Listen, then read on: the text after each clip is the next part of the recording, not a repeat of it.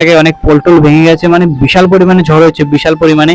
তাই এখানে গাছ ভেঙে গেছে, তাই কারেন্টও অফ আছে। আশা করি কারেন্ট এখন না দেওয়াই বেটার। তারপরে নিচে দেখতে পেলাম যে প্রচুর পরিমাণে হাওয়া বইছে এখনো, আর নিচের পাট আখ যা জমি জমা সবকিছুতে জল জমে গেছে, আর প্রচন্ড পরিমাণে হাওয়া।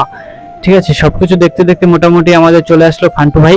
আর ফান্টু ভাই এখানে এসেছিল আর ভাইরা তো দেখতে পাচ্ছ যে একটা আম, কারণ একটা আম কুড়ায়নি, অনেকগুলো আম কুড়িয়েছে। ঠিক আছে, তার মধ্যে একটা আম নিয়ে এসেছিল যে আমাদের দেখাবে, আর ভিডিও করছিলাম বলে একটা আম হাতে করে নিয়ে এসেছে। ঠিক আছে, যাতে আমি ভিডিওটার মধ্যে দেখানো যায় যে ভাই আম খাচ্ছে। তো ভাইকে বলছিল আমটা খেতে, ভাই নাটক করছিল, খাচ্ছিল না। তারপরে হাঁটতে হাঁটতে পুরো এলাকাটা আমাদের মানে গুপ্তিপাড়ার আমাদের যে ফুলতলা গ্রামটা একটু পুরোটা ঘুরলাম, দেখলাম অনেক জায়গায় অনেক কিছু ভাঙা হয়েছে, যে গাছ টাছ অনেক জায়গায় পড়ে গেছে, আর বিশাল পরিমাণে ঝড় হয়েছে। না দেখলে বোঝা যায় না যে প্রত্যেকটা জায়গায় এই ঝড়টা হয়েছে।